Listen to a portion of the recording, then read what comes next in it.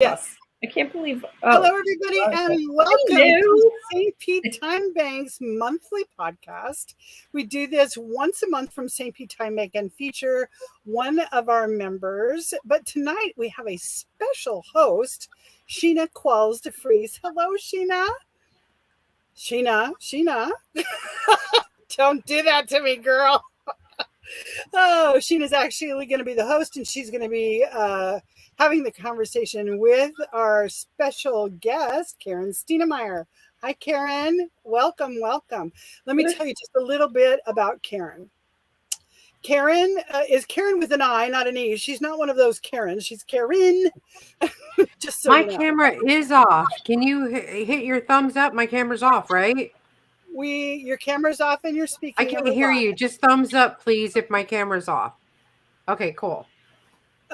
Karin was born, she's 63, and she was born in New York City and raised in New England and Europe, and just returned to the United States after living in Germany for 43 years.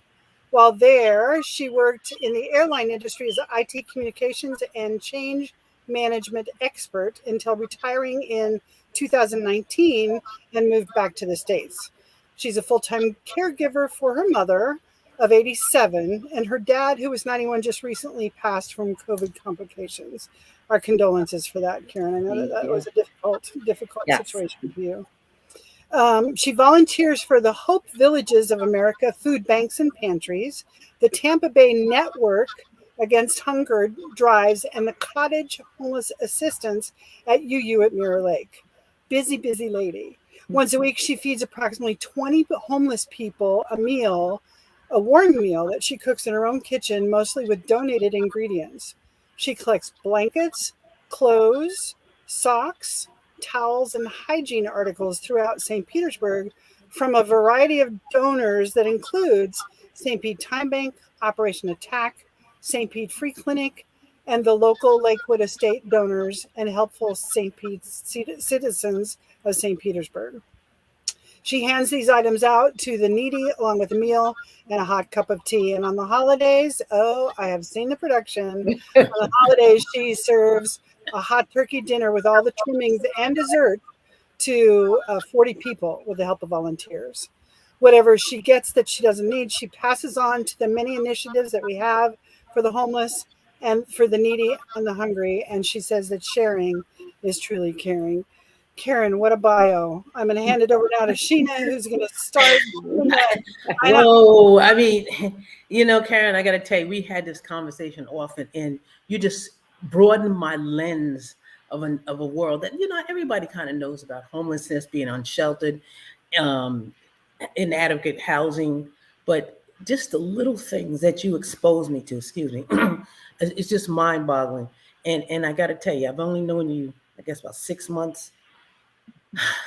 I just feel that you're a solutionary. You're a person that's out there to change the world, and the little things that we can do with the Time Bank to help you, because you are huge. I mean, you're just like a one-woman show that, just galvanizing everybody into a world that we need to all do a little something collectively.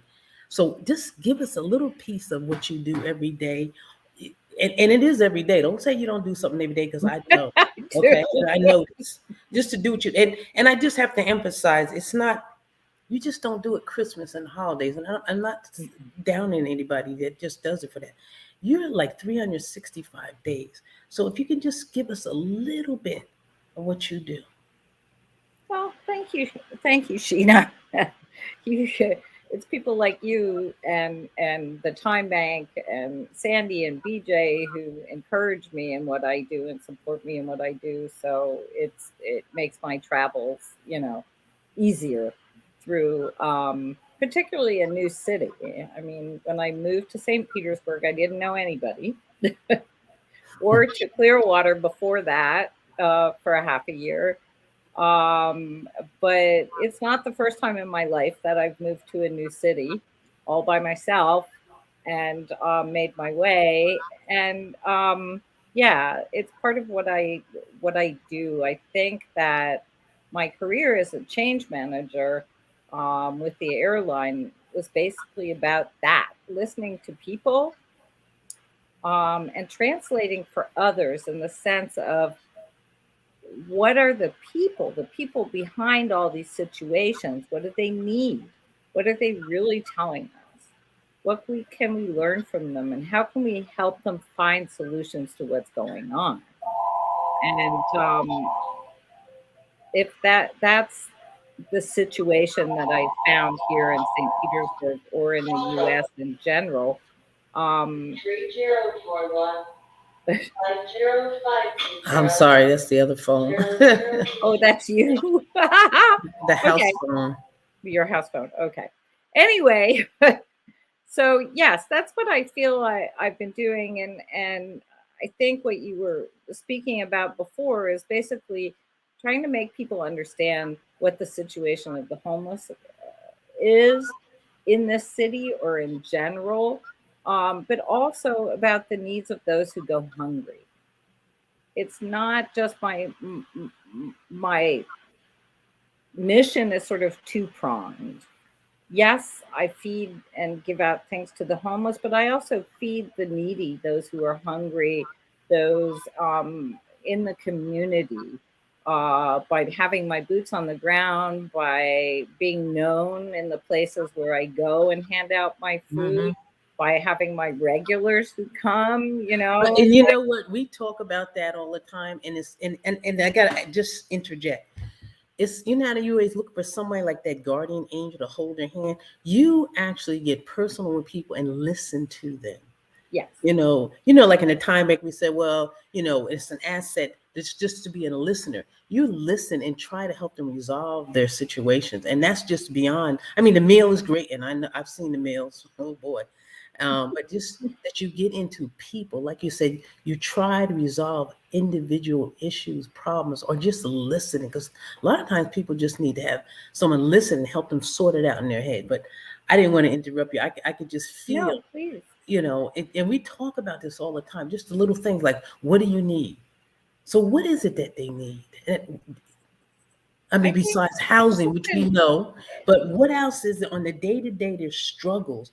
How do you help them? How can we as a collective community? I think what they need is to be seen and to be heard in a dignified and humane way. That's point one. And that has to do with all of us. That has to do with our not looking away. And it has to do with our state of mind of seeing these people, these citizens, these neighbors, these friends, these,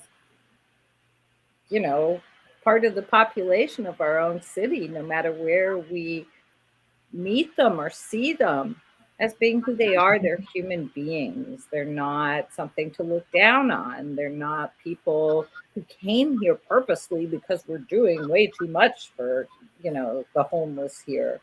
Listen, have you ever met anybody that wanted to be homeless? I mean, it's like, I want to be. I mean, because you think about it. It's like situations put them into that predicament that they're in.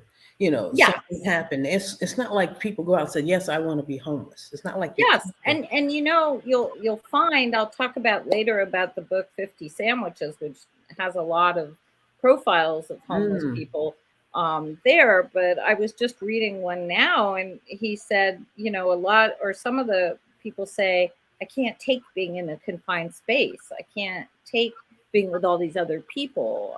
That's why they're living on the streets and not in a shelter. There's those. I think that we have to look at the many different cases, and each is different. Some people are just down on their luck. Some people lost their job. Some people lost their apartment. There's a lot of people who break up. Yeah. Friends, roommates, couples, no matter what gender or sexual affiliation they have or whatever, relationships in hard times are hard, as we all know, and some of them break up, and then one person is stuck or both people are stuck, and especially in today's environment where things are extremely expensive, it's of course with COVID, has caused such a COVID, situation. yes. It's fragile. Rent, everything is going up. When you live in paycheck to paycheck, you could be homeless in a minute. You use up your savings. You gotten ill.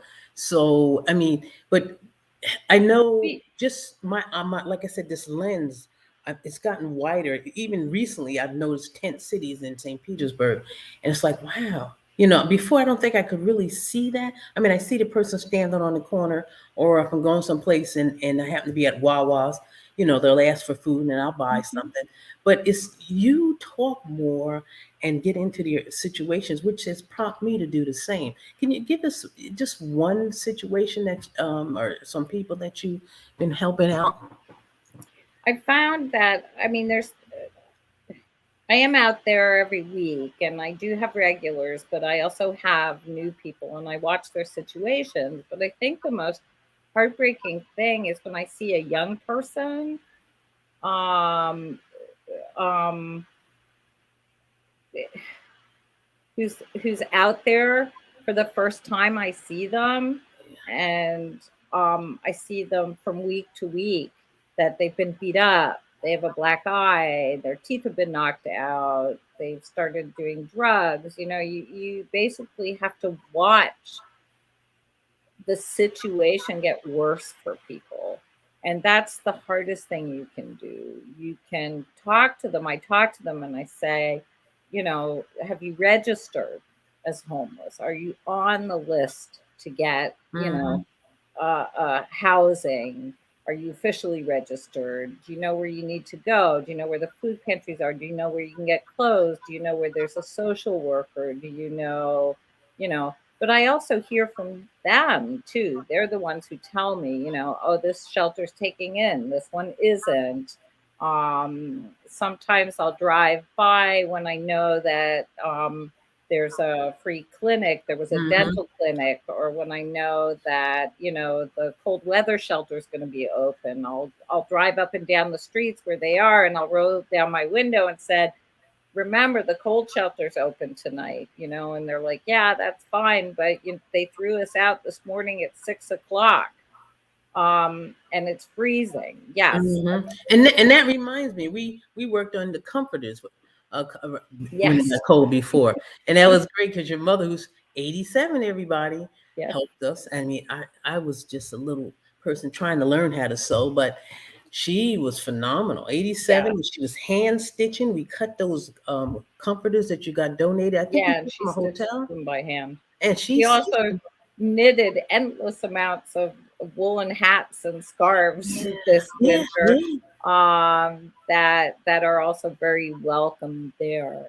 But you also have to deal with the fact that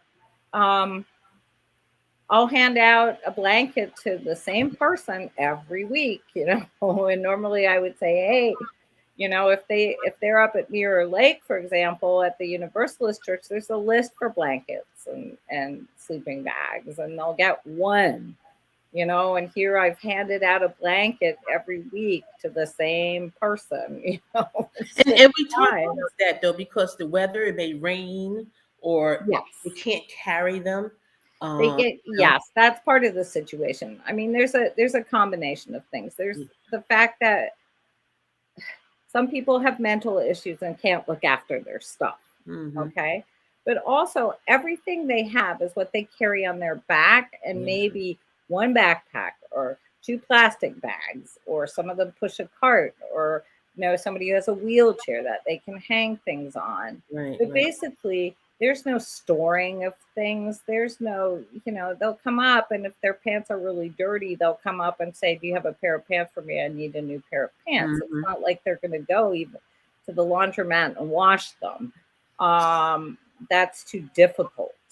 So these are things we had talked about. You talked about the laundromat. Remember, we were trying to figure out, and just recently, I can't remember where there was a laundromat or a church that was going to offered showers and clothes washing, and they then published. I think they gave 10 haircuts, 27 showers, and 15 loads of laundry got done. So that's like amazing for just a couple of hours. Mobile solutions are those that I encourage. deeply. There's a lot of food pantries and resources, and that's all wonderful for low-income families and people who are mobile. But people living on the street face different challenges. They Yeah. can't cook. Most of them are eating out of dumpsters and garbage cans. That's why they migrate from one end of the city to the other, depending on what's going on. Right. And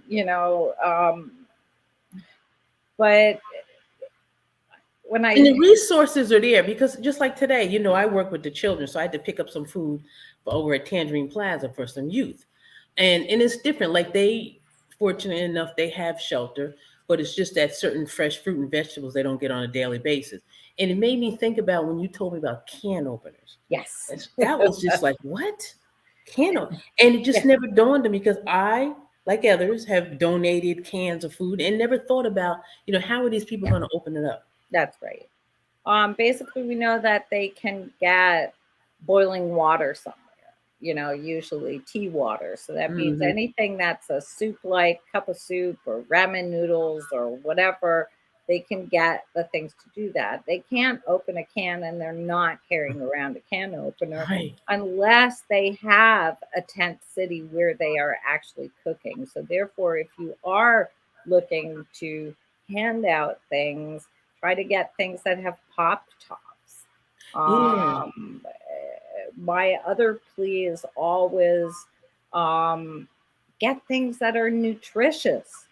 You Mhm. know, I try to put as many vitamins in them as I can. Yes, yes. Um, you know, I buy packs of raisins. I buy cups of applesauce. I buy or get donated these kind of things from the various pantries. They're like, oh, we got a big load of applesauce cups. Do you want Right, them? right. Drink And, them. and that brings us back again to another thing we should be totally aware of is that, like you mentioned before, and I know from trying to help a lady who actually had no teeth in her mouth. Yes, And I didn't realize that. And I brought her things. She said, honey, I can't eat this. And I'm like, yes, why? exactly, And it's like, I can't exactly. do. The So, majority, unfortunately, have really bad dental hygiene, yeah, and they can only eat things that are soft. In other words, donating little baby carrots may be nutritious, but they won't be able to eat them. mm-hmm. Apples, no. We're talking about doing things like bananas. Grapes are good because you can, you know, they're pre-portioned, so to say, by nature. Yeah. Um, you know, things like that. But also, it's I don't know. I There's also a recognition of what we're doing and the fact that what do we cook for them? You know, when I cook for them, how do I choose what I'm cooking for them? It should be nutritious, make them full. But I found that they don't want soups and things like that. They want something that reminds them of home. The thing they Yeah. love the most is shepherd's pie. Um, Yeah, right. And it has all the vegetable Sloppy nutrition in it. Joes, you know, yeah, my shepherd's pie has tons of vegetables, as Yeah, many yeah. vegetables as I can pack into there. But just, you know, things like potatoes, mashed potatoes, and things like that. Yeah. Things that speak of comfort, things that Mm-hmm. speak of somebody donated at during our Christmas feeding a big casserole of French toast casserole, and I Yeah. handed out portions, and people were like, "Oh my gosh, I haven't eaten this in years," you know, and it gives them that extra Yeah. little feeling. And the homemade cookies. The You had a lot homemade of people at cookies Lakewood this Estates that year. contribute homemade cookies. That Um, was really nice. and I give out, and this is a thing I've learned. If you know, people ask me, "How did you start doing this?" I actually started doing working with the homeless or learning about them when I went to Greece, to Athens, to visit a friend of mine or a bunch of friends of mine who are food bloggers. I used to be a blogger in the European and international scene and had a lot of connections to other people creating food Mm-hmm. and cooking food.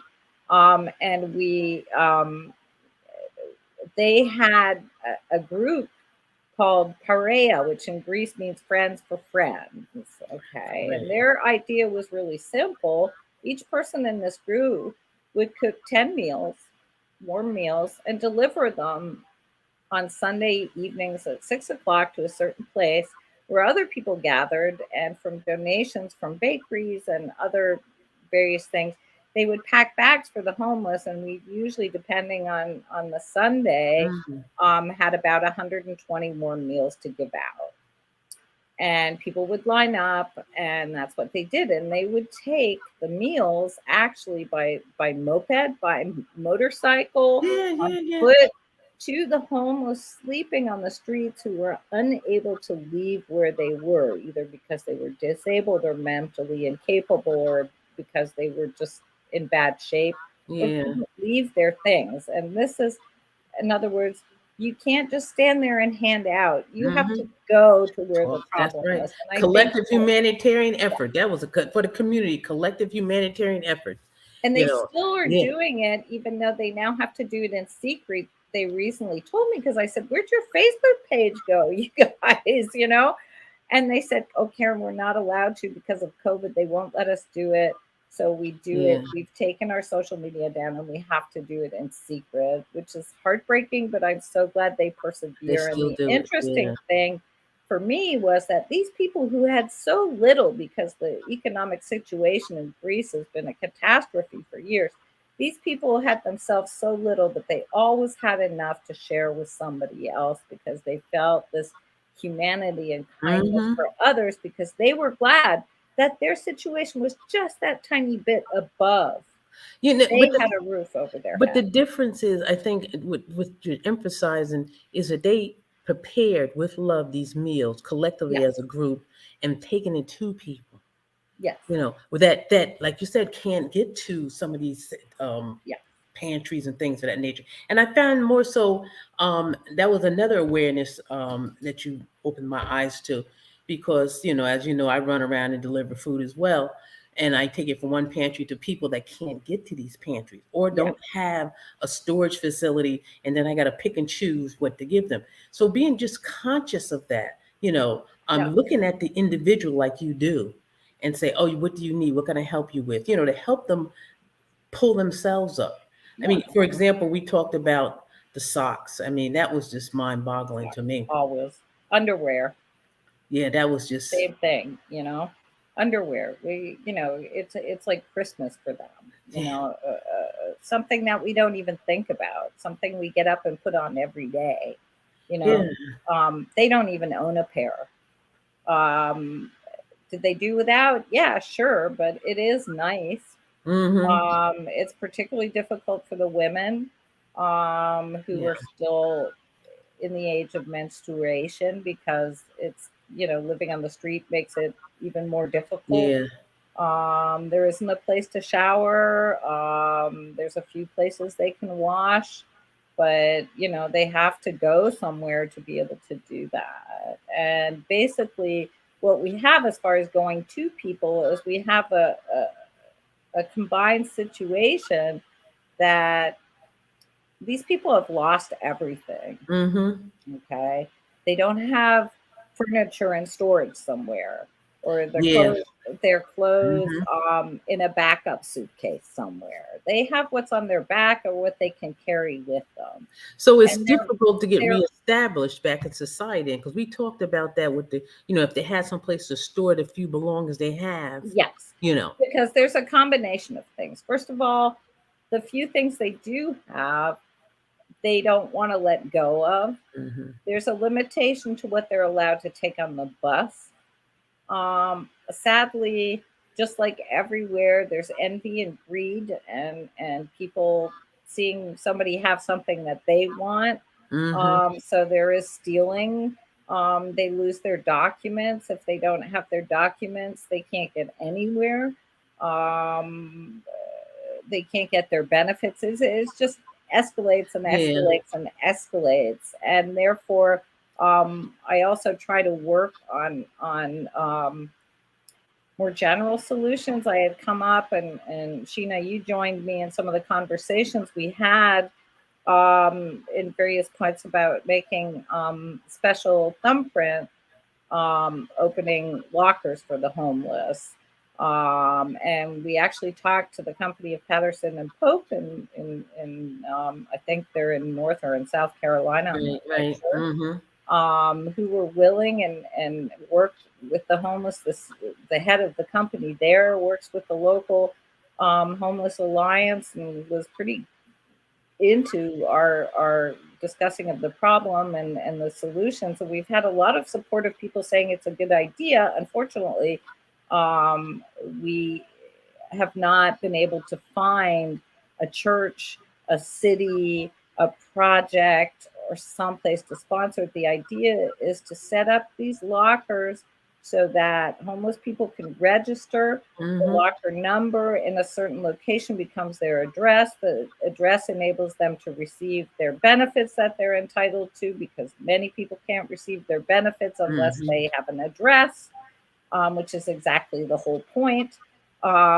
So it would alleviate a lot of things, and there's a lot of modular solutions that would be there. So basically the benefit of that would be they could store their important documents.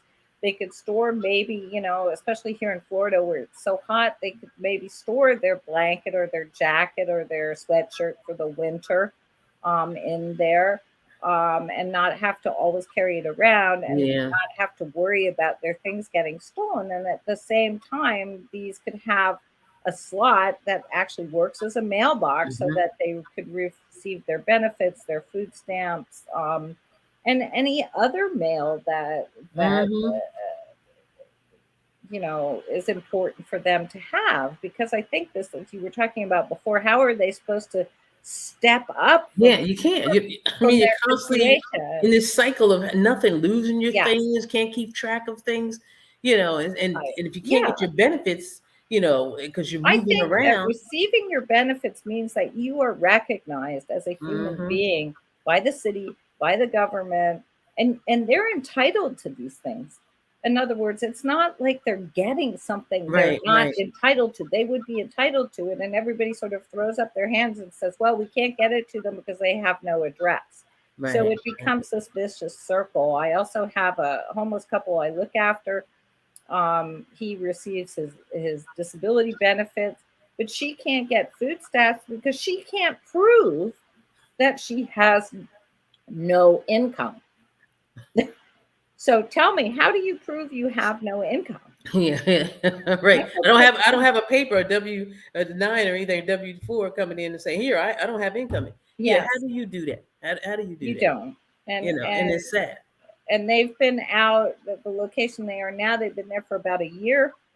But I mean, a lot of people are at the mercy. If they find a good location, they're at the mercy of whoever the piece of land or the corner they live on belongs to.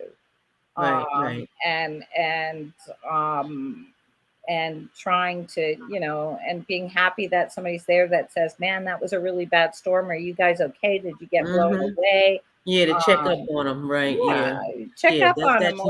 Or sometimes when they'll contact me and say, oh my gosh, Karin, there was a truck here. They're talking about, getting us off the property. We may have to leave everything behind in the next half an hour. Can we count on you? And I'm like, well, and this so far as whatever I can get in the back of my car, yeah, sure.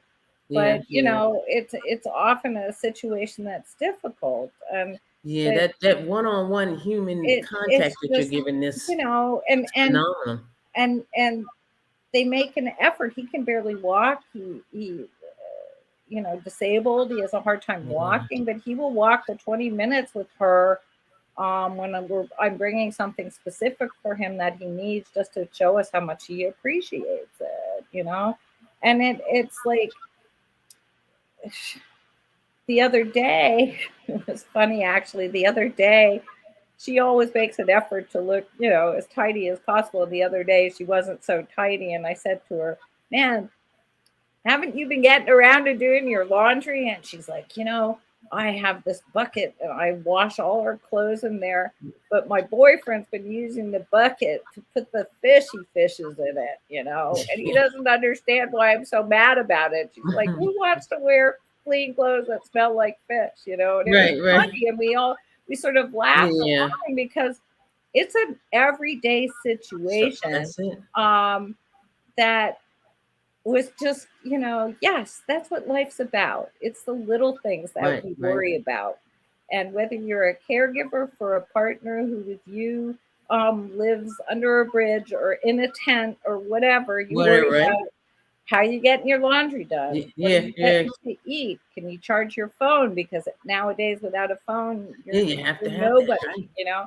And if I talk to them about a locker solution, they're like, oh my gosh, Karin, to be able to have a place where we could get our official mail and I know I could pick up my food stamps and we could pick up his disability there's that step up. There's that step up. And a lot of these people need medications. A lot of them need mental health medication, but also we have a lot of cases of things like epilepsy and other things. So, it's just like there's so many things that you're confronted with and you're helping out in so many ways. And I know people are listening. Collectively as a community, we have to see more and do more. I mean, and me including, it's like, what can I do to help?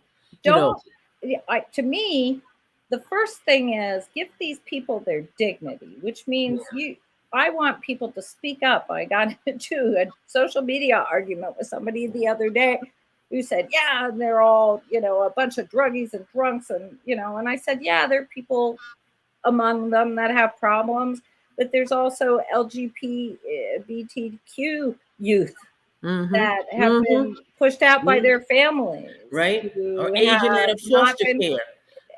There are couples who one lost their job and they couldn't pay their rent. And when the moratorium on frozen rent went away, that was it. They were evicted because all the evictions I was reading today happened at the same time. Or the increase in rent because there's no rent control and you got to leave.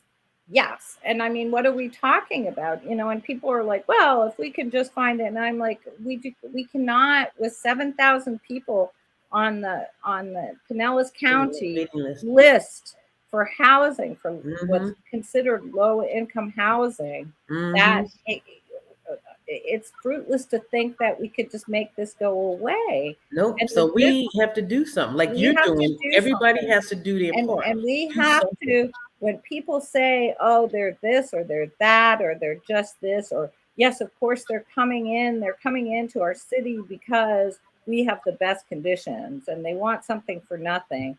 We have to say, no, that's not true. How do you know this? This was my point with this woman too. I'm like, how many have you spoken to personally? You think they want to live in a tent? No. You think they want to live on a piece of cardboard next to the highway? That they, that they don't know where their next meal's coming from?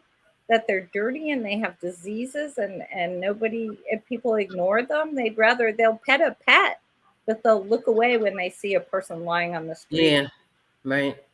It breaks my heart. And that to me is the first thing we have to do. We have to say, don't talk about people like that. These are human beings. Exactly. They are circumstances. You know how many people are 2 checks away from being in that same circumstance? How many people just are lucky to not be in that circumstance? Right. I've had some personal things in my life that it could have been me. That could be me. I just got lucky. Yeah, that's true. That's true. You had a poem though about hope. I wanted you to read that poem. Oh, the poem about hope. Yes. The poem we could go on and on forever. We always talk about this. Yes. And I think they're running your contact information for when you need donations as far as certain items and help. We just need help when we're doing the food handouts. The poem is Hope. It's by Lauren Eden from The Lioness Awakens. It's a wonderful book of mostly love poems. This one is about under the title of 9 Lives, which I think is very appropriate. It's called Hope. That sliver of light beneath the door, that one strip of hope my eyes cling to in the darkness. I find it. I always do. And we have to do that. We have to believe that we can make a difference. You are the hope. And I also believe that there's little things that we can do. We keep a thing of small water bottles in the back of our car. We have a snack box in the back of our car. Right. It's mostly peanut butter, little packages of peanut butter crackers, raisins, fruit cups, anything like that. If oranges are on sale, sometimes it's Cottage mandarins or whatever, but mostly it's packaged things. And the best thing to hand out, this is my appeal sort of, if you travel along a route that you travel all the time, and every time you see the same homeless people or the same needy people, it's not just homeless people, there's a lot of other people looking for work and who are hungry. You know who they are, you know where they stand. And if you take since we talked about before, they have no teeth. But so the best thing to hand out is peanut butter and jelly sandwiches, and the best thing to put them on are on hamburger or hot dog rolls, which are usually pretty inexpensive and very soft. So, if you make 2 packages of those, get 10 plastic bags, put a bottle of water, a few snacks, and a peanut butter and jelly sandwich, and if you want, a pair of socks in that bag, and you hand it out on the corner, you're going to see a lot of really happy faces. It's not always about giving out money. I will roll down my window, when I'm driving along or when I'm at the corner and say, no, I can't give you money, but if you're hungry, I can give you something to eat. The other thing to put in there is wipes. Anything that, wipes are always good. And then this time of year, the mosquitoes coming back out, if you have some mosquito spray. Things like that. Yeah. In other words, what I'm trying to say is you can very easily make a little difference in somebody's everyday life just by doing that. Because what you're doing, first and foremost, is you're recognizing them. Hello, I see you, and I see you have a need. And I'm going to give you a smile and say, hey, buddy, can I help you? Do you need something? Would you like something? Are you hungry? Are you thirsty?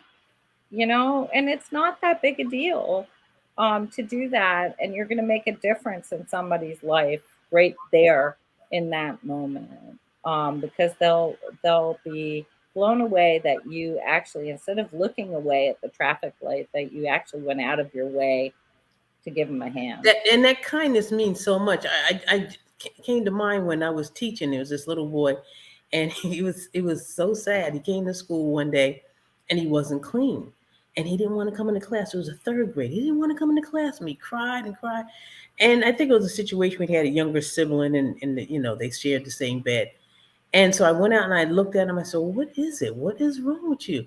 He says, I don't want to come in. And I said, why? He said, because I smell. Yeah. 10 years later, that little boy remembered that. He remembered what I did. I went and got him a uniform down in the nurse's office. Wasn't a big deal, but I listened to him. Yeah. I addressed that need, and I met him again. His family moved around a lot, but he came back in the school system 10 years later, and he remembered that. He said, I remembered you made sure I was clean. Yep. Like, what? And it meant so much to him. Now, he'll go out into the world. Who knows what he'll do for someone else? Yes. And it fills your heart. I realize, maybe the little bit that you did, you don't think it's a big deal. Gave somebody some water, a peanut butter jelly sandwich. But they, like you said, they know someone cares about them. Yes. And in this time of COVID, it's still, I'll touch somebody's arm. I'll give somebody a hug. I've got my mask on. I'm not, the humanity in that. When it's rainy season, I always have a huge pile of towels on the back seat of my car so I can reach over. If I see somebody who's homeless and standing out there soaking wet, I'll hand them a towel out the window so they can at least put it over their head. Right. I've also driven by when I see people sleeping on the ground in the rain. I'll stop and put a towel over them. Yeah. It's just, I think that's the most important. That's number one. Give people dignity, give them recognition, ask how you can help them. don't let people talk about them and down to them. Yes, yes. Yeah, you know, it's like talk that. About them and call them trash. Boy, Yeah, that will send me into a, you know, it's like, really? they don't know anyone. Have you ever tried to help anyone? I mean, you know, I always tell people, I judge people like, when you show me who you are, then I believe you. Each individual, it doesn't make a difference, you know, what color you are, what race, what religion. When you show me who you are, and just like I said from the beginning that I met you, I told you that with the Timebank during COVID, we shopped for the seniors, right? Yep. And with the Timebank, you know, we got your back as well, helping you out. And we're reaching out to the community at large that let's do something every day. And when you hear Karin needs something, she put her email in there, you know, respond. It's an everyday effort to help people. And I do reach out because Yeah. I do reach out when I need things. I've you know, my Lakewood community here, my neighbors gave me a freezer so I can, you know, when I do get food donations that I don't need right away, I can put meat in the freezer. I can make home cooked meals I have extra. I'll freeze them so that when Sheena comes and says, I know this lady, she just got out of the hospital. I know. I'm always running over there with some, you know, things like that. Or recently somebody asked, there's somebody who needs help, or somebody was moving and had 4 kids. I'm like, look, I'm going to bring you some frozen meals. You can, you know, do that. That's not. We can all do that. I mean, except for me, I don't cook, and I pass on. I pass on to the Cottage, and the Cottage passes on to Casa, and you know, I bring things to the place for children, and I coordinate resources. And when I see someone post, I don't know where to get help, I don't know where there's food, and so on and so forth. Anyway, and I am invited to a lot of conferences and talks, and I have various groups. Tampa Bay Network Against Hunger. It's not just homelessness; it's also hunger. Hunger among families. Same problem. They pick up their food at the food bank, but they have to take an Uber to take it home. Yeah, exactly. I know. Take a box on the bus and have to store it. They may not have some place to store it. You know, that's the other issue. I mean, a couple months ago, someone had a bunch of eggs. I mean, I'm like, what am I going to do with it? The people that I service, they don't have anywhere to cook it. I boiled a bunch of them and handed them out. But it's like, what after that? What do you do? Egg salad. Egg salad, but they still don't have any place to store it. I know. That's the problem. The only thing I could think of was boil the eggs in here. You know, but I'll tell you, that's what I did when I was first in Clearwater a couple of years ago.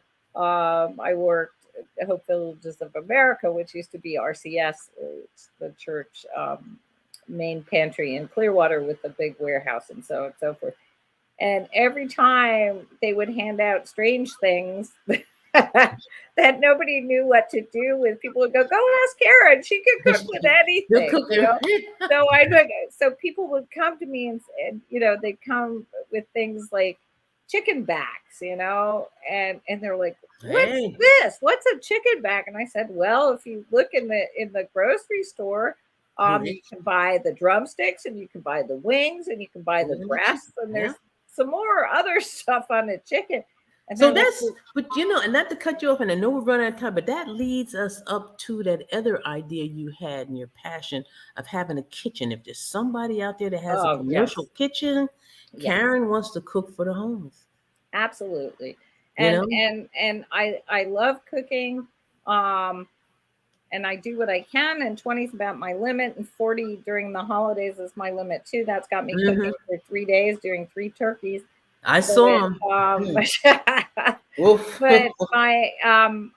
there is a limit to what I'm allowed also legally to do. Therefore, I need a commercial or a church kitchen that I could cook in. I would also love to help a community that receives food donations by turning them into meals in that kitchen so that you can hand them out. You can hand them out or freeze them into container portions or whatever you would like to do with it. I love cooking. I do have a certain amount of free time. I can make something out of anything. My food is pretty good. Yeah, I've been there. I know. Most of my regulars are like, I have this one veteran. He's a veteran, and his dad's a veteran. Okay, so the one's in his 60s and the other one's in his 80s, and he every Saturday when I'm at my handing out point, he's like, and I see him drive up on his bike, and, and he's like, my dad's been standing at the window all day waiting for you. The minute he sees your car pull in, which is my car, that's why I have a red nose on it on the front. Everybody knows it's mine, and nobody bugs me when I drive through maybe neighborhoods where white women and big cars aren't so well. Right. It's like, oh, it's the lady who feeds the people. She's the one with the red nose on the front of her car. But he's like, every time my dad sees you, he's on the phone and he's like, you get down there and you pick up my food. Wow, that's like Central Kitchen that feeds people all over the world. Oh, there's great stuff happening, Yeah. And I saw that the Reach St. Pete bus, the new bus that goes out with things, has started. Yes, that was awesome. Oh, great things going on, and because they finally understood, and during COVID, a lot of that happened too. You've got to go to the people. You got to go to the people. So in our individual neighbors, in our neighborhoods, we could all do something. Through the Timebank, we could do different things. Everybody step up and do something. If nothing else, carry the water in your car with the raisins, the peanut butter sandwiches. Yes. If you got towels that are decent, blankets, sheets, because there comes a point where we're looking for those as well, right? Socks? Yeah, some do. I personally don't take sheets. I pass them on because my people just need blankets. Right. Basically. Actually, one would think a big blanket. No, a smaller blanket. Yeah, that's how we do those comforters. Yeah.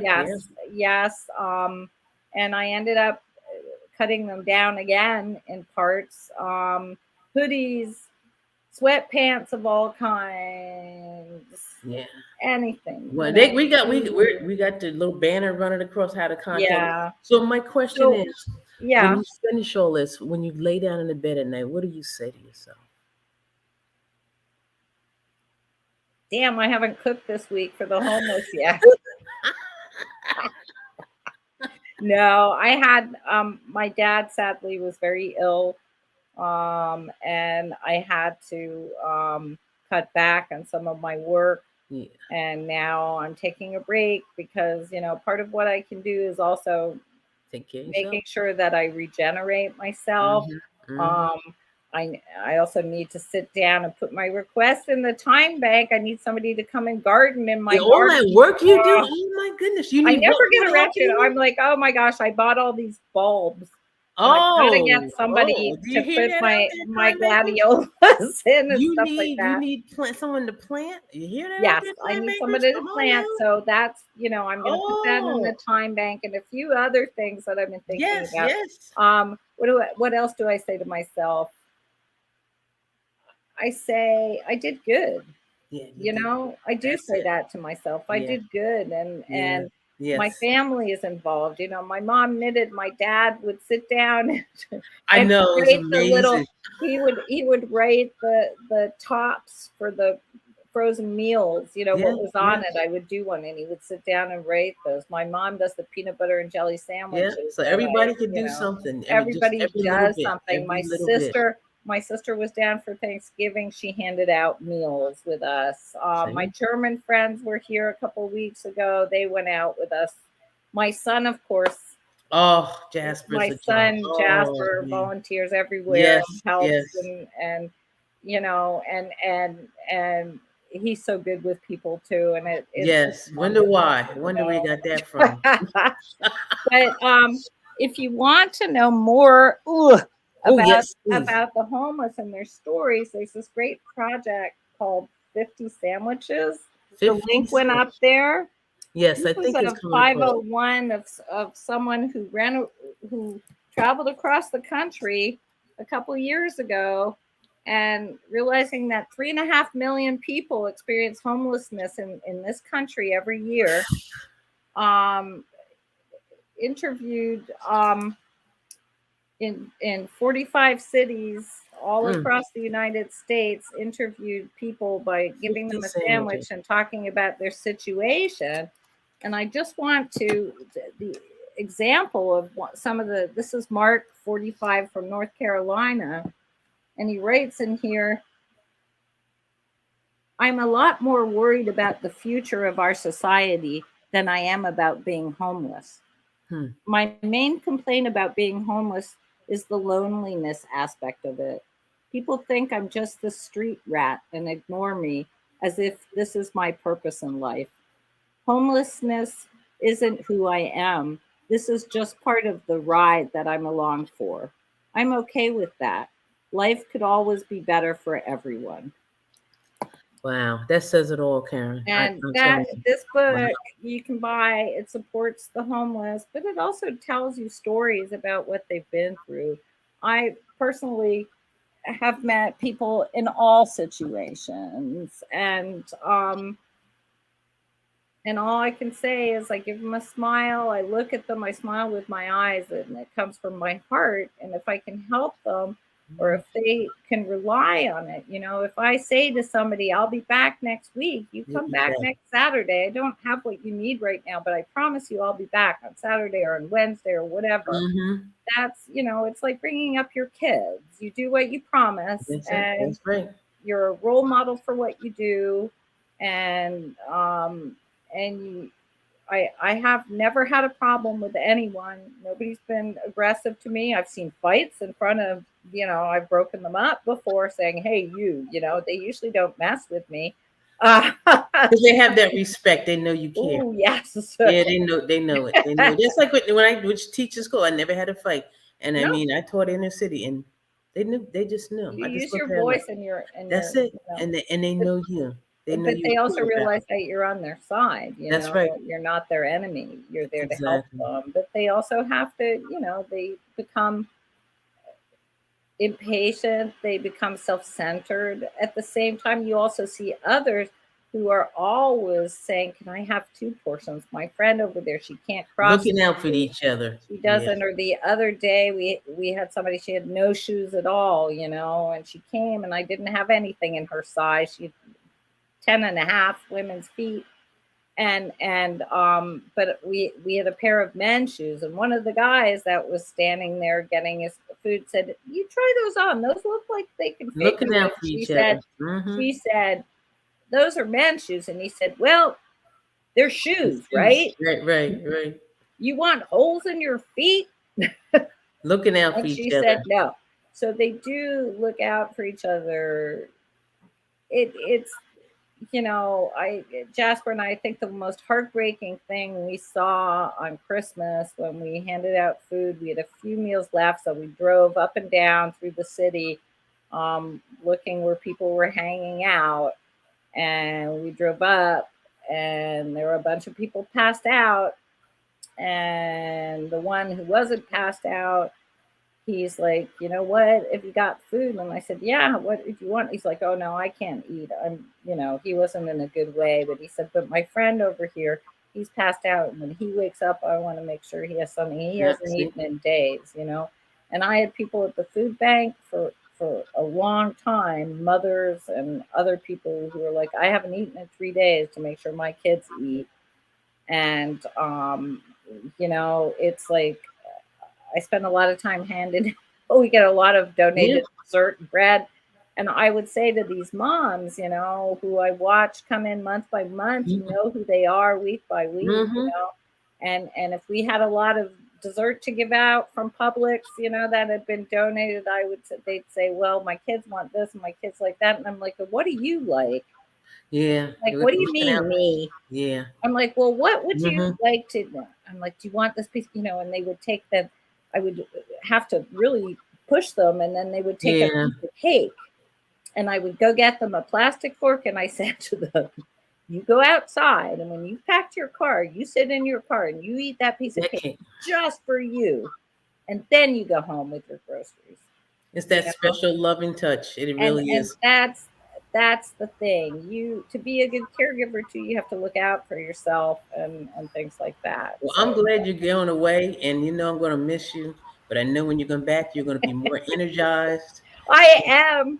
And because listen, we're out here talking to the world now, and I know people are going to be calling and emailing you, and I know us time bankers, we got your back, and we're going to make sure your garden's done. And the time bankers, man, this is the way to go. This is what we should be doing. We need to exchange things. We all have things, I helped you shorten links. There's somebody else who wants to do it now. Maybe I can't do it, but I know a lot about it. Sometimes you can't be the solution, but you can help people reach that solution. That's it. And that's something that to me is important, because I had a career for 43 years where I was basically pushed out because they believed I was too old to know something I knew a heck of a lot about. And everything I could do to share that knowledge with whoever just makes me so happy. And you know what? I know it was probably a stressful situation, but you know what? This is your destiny. You're truly living your passion. The drive, and you're making a major difference. You're making a major difference. And I'm here. I found I have to pack shoes for North Carolina. I've been wearing shoes. Oh no, we can't go there. Oh my gosh, it's gonna be cold up there, girl. It's gonna be cold up there. And I was like, just trying to put my feet in shoes. It's like, I know why I live here. I don't even. I wear sandals all the time. I'm a hobbit. My son used to laugh at me when we lived in Germany, it was so cold in the house and he wouldn't wear socks, and I'd say, Jasper, put some socks on, you're going to catch a cold. And he's like, Mom, I'm a hobbit. So now when my mom says to me, hurry, put some socks on, you're going to get cold feet, I'll go, I'm a hobbit. I live in Florida. Love it. Well, Karen, I've known a little bit about what you've done, and now hearing you and Sheena back and forth while I was kind of sitting in the background, so you two could talk. I'm just amazed. But I got to tell you, I'm guilty of stopping at a stoplight and looking the other way because somebody's asking for money and I don't give money. But having a little thing in my car of things that I can give is something that all of us can do. And I think at the Time Bank, maybe we can, help with a project or two towards that, to be able to get people more involved with doing things within their own comfort zone, but maybe stretching that comfort zone a little bit, so we can, the part about dignity, we all deserve dignity. And in the Time Bank, we talk about, we're all equal. You know what I mean? Your time is just as valuable as mine, and just as valuable. Just because they don't have a house doesn't make them any less valuable. Right. So we have about 3 minutes left before we're ending this broadcast tonight. So Sheena, thank you so much for being the host. And this is what we always talk about. I know, you guys all the time. But thank you for coming online and doing it's been a joy. And helping us to shine a light on just one of our 300 Time Bank members that's doing quite a lot within the city of St. Petersburg. So with just a couple minutes left, Karen, what do you have to say? Everybody, this is going out to thousands. It's on Facebook Live. It's on our YouTube channel. It'll be watched for a long time. End us with something here. End us with something. I'm looking for it. Where is it? I can't find it. Oh, no. Oh, that's no. all right. No, I've got it. I'm going to leave you with one more beautiful poem. This one called The Evolution of a Girl. It's by L.E. Bowman. Great.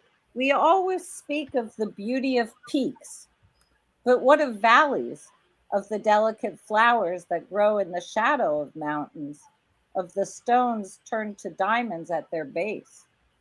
I don't need to be the sun, the center of it all, always present, always burning. I mean, have you seen how beautiful the fireflies dance on warm summer nights?